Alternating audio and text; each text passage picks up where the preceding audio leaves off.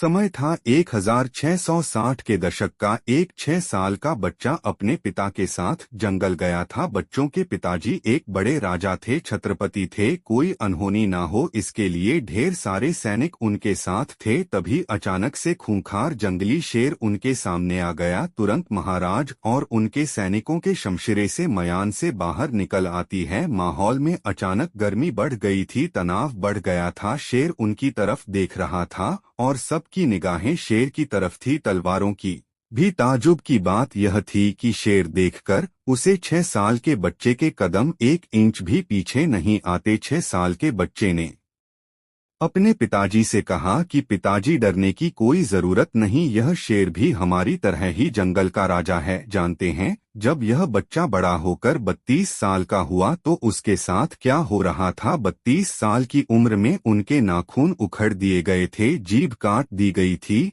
और लोहे की गर्म सलाखों से आंखें फोड़ दी गई थी। कहा जाता है कि उनके शरीर के टुकड़े टुकड़े करके नदी में बहा दिया गया था। जानते हैं कि पिताजी का नाम क्या था? उनके पिताजी थे मराठा साम्राज्य की नींव रखने वाले, मराठाओं की आन बान शान, परम शूरवीर छत्रपति शिवाजी महाराज। और यह 32 साल के